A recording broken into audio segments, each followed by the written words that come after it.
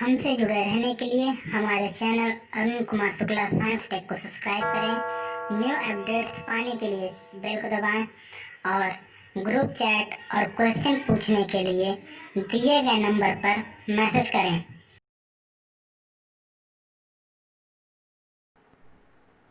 प्यारे बच्चों, आज हम लोग विद्युत रसायन से संबंधित कोलराउस लॉ, कोलराउस का नियम का अध्ययन करेंगे।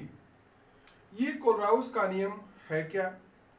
बच्चों, कोलराउस ने अनंत तनुता पर यानी इनफाइनाइट डायल्यूशन पर विद्युत अपघट्यों के विलयन में आयनों की चालकताओं को स्पष्ट करने के लिए प्रयोगात्मक निरीक्षणों से प्राप्त निष्कर्षों के आधार पर एक नियम दिया, जिसे हम कोलराउस का नियम कहते हैं। अब ये नियम में है क्या? विद्युत अपघट्य का जो विलयन होता है बच्चों, उसमें धनायन और ऋणायन होते हैं। तो जब अनंत तनुता पर हम विद्युत अपघट्य के विलयन को देखते हैं, तो उसमें होता क्या है कि जो विद्युत अपघट्य होता है उसका आयनन पूर्ण हो जाता है। इनफाइनाइट डायल्यूशन पर विद्युत अपघट्य का आयनन पूर्ण हो जाता है और आयनों के मध्य जो अंतर आयनिक आकर्षण बल लगते हैं उसका मान भी नगण्य हो जाता है, क्योंकि आयन इतने दूर दूर हो जाते हैं। अनंत डायल्यूशन का मतलब होता है कि इनफाइनाइट डायल्यूशन इतना अधिक विलायक मिला दें कि अब उसको और तनु न किया जा सके। तो ऐसी परिस्थिति में जो आयन्स होते हैं इतने दूर दूर हो जाते हैं कि उनके बीच लगने वाला अंतर आयनिक आकर्षण बल नगण्य हो जाता है। विद्युत अपघट्य में उपस्थित जो प्रत्येक आयन होता है वह अपने साथी आयन से, यानी जो उसका साथी आयन होता है, जैसे कोई पॉजिटिव का निगेटिव, निगेटिव का पॉजिटिव, उससे बिना प्रभावित हुए स्वतंत्र रूप से अभिगमन करता है।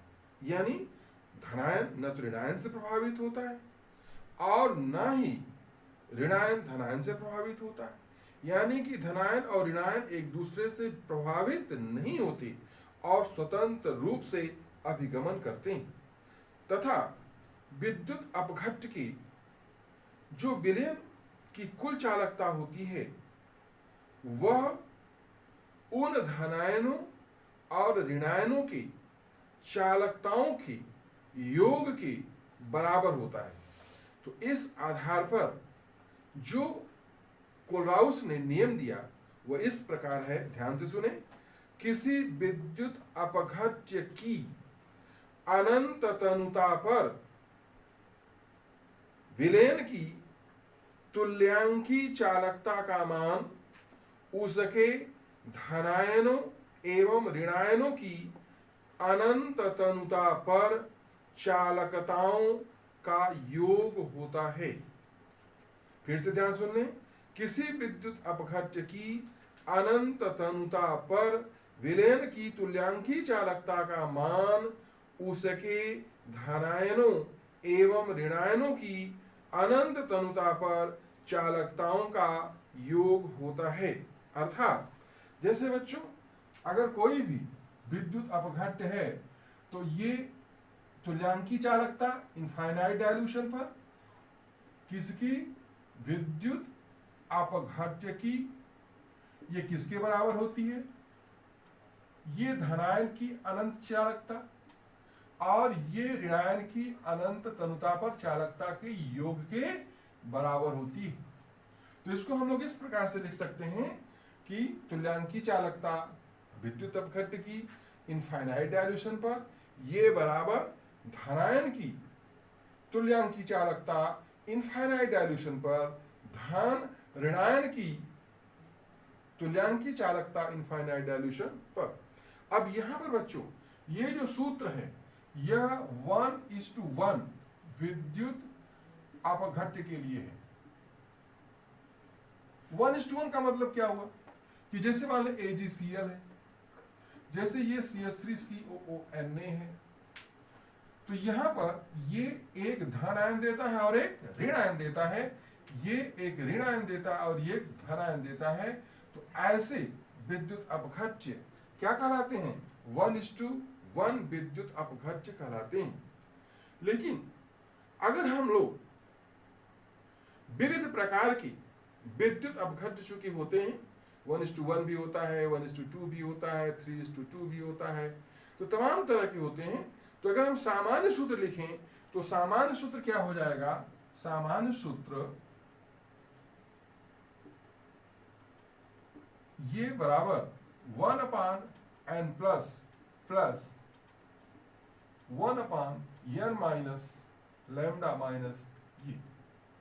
अब बच्चों यहां पर ये देखो, ये है तुल्यांकी चालकता इनफाइनाइट डाइल्यूशन पर, बराबर 1/n प्लस तुल्यांकी चालकता धनान अनंत तनुता पर, और ये 1/n minus lambda minus infinite infinity. इसका मतलब कि ये ऋणायन की तुल्यांकी चालकता इनफाइनाइट डाइल्यूशन पर अनंत तनुता पर, जहां n प्लस या n माइनस क्या है?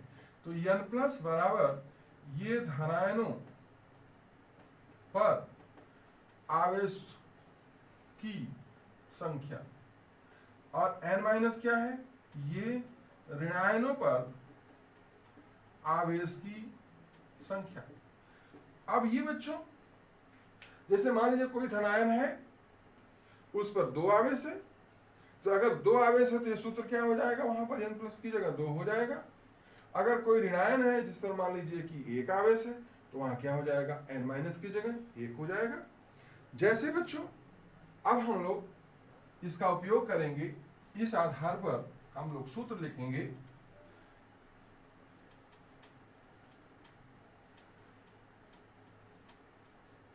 जैसे बच्चों हम लोग उदाहरण के लिए लेते हैं AgNO3, तो AgNO3 के लिए अगर हम इनफाइनाइट डाइल्यूशन पर अनंत तनुता पर तुल्यांकी चालकता लेते हैं, तो ये क्या हो जाएगा? यहां चूंकि 1 और 1 है, तो ये हो जाएगा lambda Ag plus lambda NO3 minus ये हो जाएगा। चूंकि बच्चों यहां पर n प्लस और n माइनस का मान कितना होगा? 1 होगा। इसी तरह से अगर हम लोग ये लें CH3COOH लें, तो इसके लिए जो होगा वो क्या हो जाएगा? ये हो जाएगा H प्लस CH3COO माइनस, ये हो जाएगा। यहां पर भी एक ऋणायन है और एक धनायन है।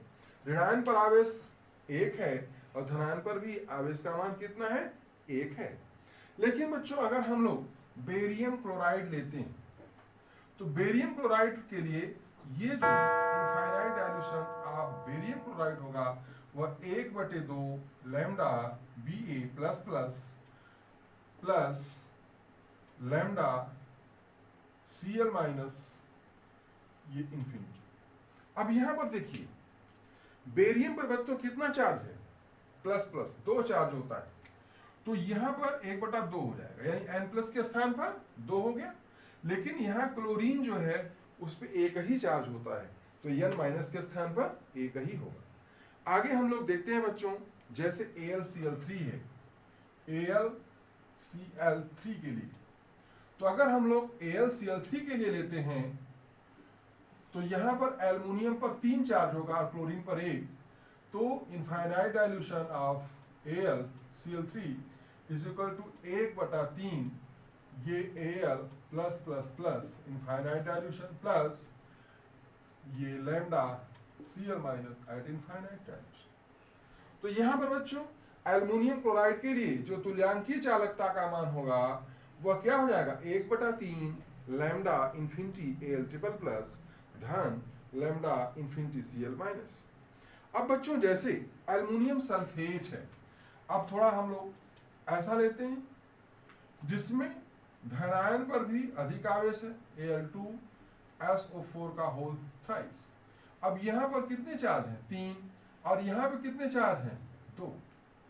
अब ध्यान से देखिए, इस धनायन पर चार्जों की संख्या कितनी है? 3 है, और ऋणायन पर चार्ज की संख्या कितनी है? 2 है। तो इसके लिए जो तुल्यांकीय चालकता होगी Al2SO4 थ्राइस के लिए इनफाइनाइट डाइल्यूशन पर, वो 1/3 aluminium plus plus plus infinite dilution plus 1/2 SO4 double minus. अब देखो यहां पर n प्लस का मान कितना हो जाएगा?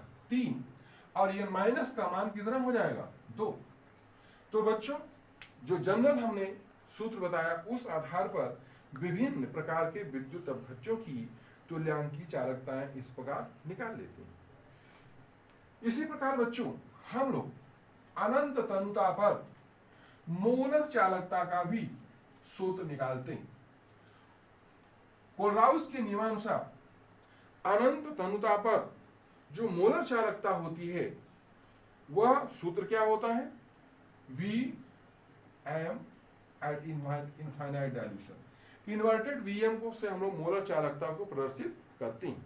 ये बराबर होता है Rc lambda c infinite dilution plus Ra lambda a infinite dilution. यहां पर बच्चों C का मतलब है कैटायन। C का मतलब क्या होता है? कैटायन या धनायन। A का मतलब क्या होता है? एनायन या ऋणायन। अब यहां पर ये कैटायनों का योगदान है और ये किसका योगदान है? ऋणायनों का योगदान है कुल मोलर चालकताओं में। अब यहां क्या है बच्चों? Rc क्या है? Rc क्या है? यह पूर्ण आयनन के पश्चात धनायनों की संख्या, धनायनों की संख्या। ये Ra क्या है?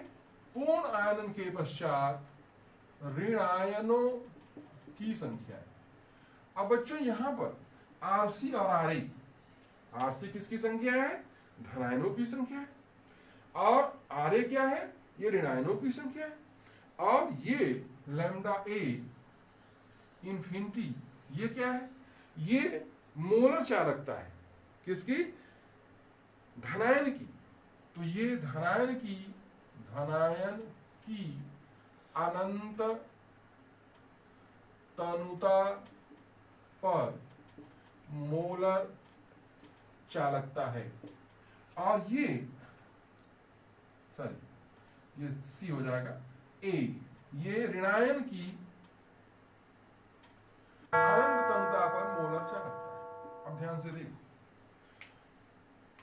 लैम्डा सी इंफिनिटी, सी का मतलब कैटायन धनायन की अनंत तनुता पर मोलर चालकता, और ये लैम्डा ए इंफिनिटी ये क्या है? ऋणायन की अनंत तनुता पर मोलर चालकता है।